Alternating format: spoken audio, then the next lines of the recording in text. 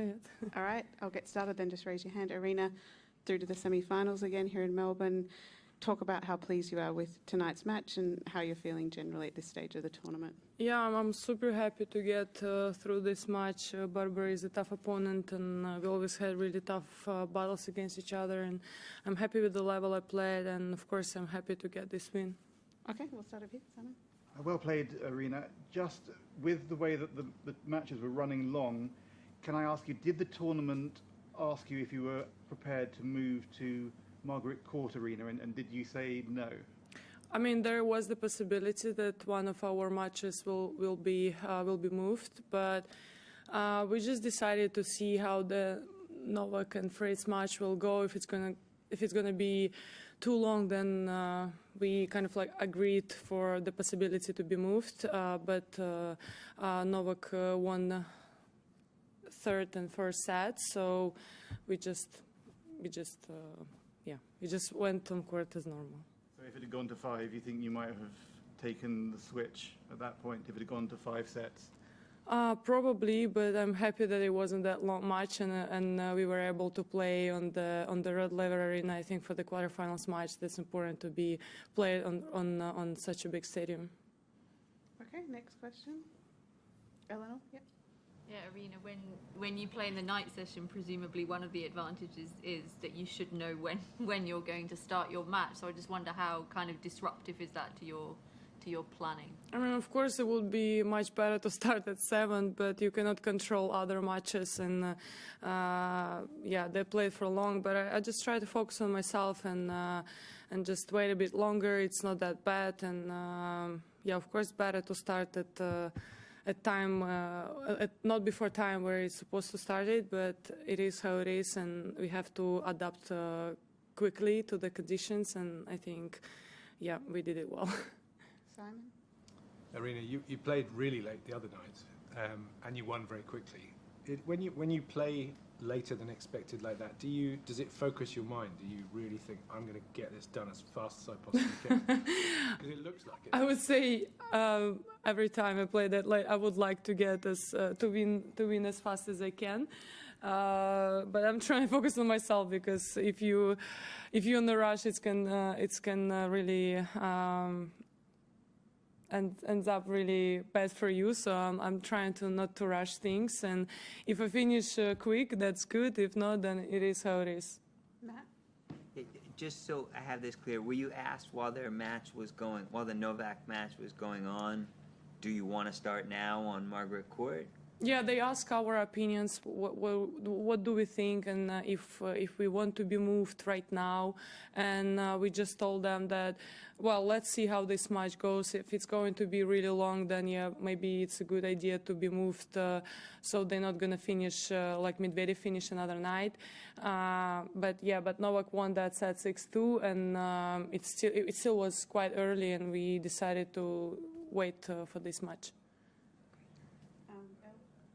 Aryna, just on playing Coco again, obviously second slam in a row. Are you kind of happy to get another shot at her after the US Open? I love it. After US Open, I really wanted that revanche, and I mean, that's a great match. It's always great battles against Coco, always really great fights, and I'm happy to play her, and I'm super excited to play that semifinal match. Aryna, congratulations. Sorry to go back to this. Yeah. Just on the discussion about whether the match got moved, you might not know the answer to this, but was it only yours and Barbora's match that had a possibility of being moved? Do you know if Rublev and Sinner, whether that was in the conversation as well?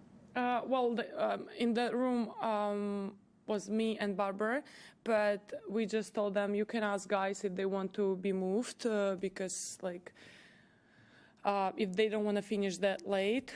I'm pretty sure they asked guys if they want to move, but yeah, it's not like they pushed us, you know, like they just ask our opinion and what we are thinking about being moved. Next question, Courtney. Congrats, Aryna. Just this streak that you have making semifinals at the majors, it's quite a long one at this point. And when we flash back a few years ago, it was a tough for you to get to that stage. What has been the biggest difference, do you think, for you in terms of being able to sustain this consistent level at the last? Yeah, last slams? I think my mindset that I'm not getting crazy on court, I'm not rushing things, I'm just, like I'm just playing point by point and that's it, and fighting for every point without overthinking about my dreams, about what I want to do, about how many slams I want to win and all that stuff. I was able to separate myself from that kind of mentality and just start focusing on myself and focusing on things I can improve and I can get better in and what I actually have to do to win every match I play. Simon? Well, just on that, how did you do that? How did you separate yourself? Because I imagine it was pretty difficult. It was. I guess it's all about experience. I think I'm more mature, older, whatever you want to call it. But I think it all comes with experience, with tough losses, with tough matches, and with experience. Okay. You sat down one day and just thought, I need to change, or did you get some help? Did you speak to somebody about that kind of thing, a psychologist? Or?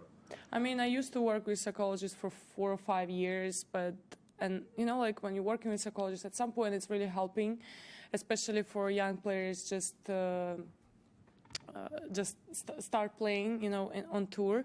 But then at some point you start kind of expecting somebody to help you. You're not fixing your problems by yourself. You're expecting somebody to help you with that. And I just decided at some point I need to figure out by myself how to start control myself better. And I think that decision was the biggest decision for me. And I start actually taking responsibility for everything I'm doing, and it's really helped me to become more controlled on court. Okay, this lady here. Yeah. Hi, Aryna. You're facing Coco next. She's obviously on a hot streak at the moment. You've played her a couple of times, won a couple of times. Why is she such a difficult opponent, and why is she so difficult to beat? Yeah, she's moving really well, and everything you're doing on court, it's coming back. So you need to build the point probably a couple times in one point. To have that not easy shot, but easy shot. To finish the point. So that's why she's really a tough opponent. And but anyway, she's a great player, and I'm really excited playing her. Last one, Simon. Just back on how you separated yourself. Do you ever look back at videos of yourself when you did go a little bit crazy on court, and do they come up on TV sometimes? You think, well, I don't need to see that. Yeah, I see them sometimes. And I'm not super proud of myself doing some things on court, but it was part of my journey, and I felt like I'm actually happy that I faced those kind of challenges, and I'm happy that I was able to fix that and to become more calm on court. It's been really huge work, and I'm happy that I was able to fix that.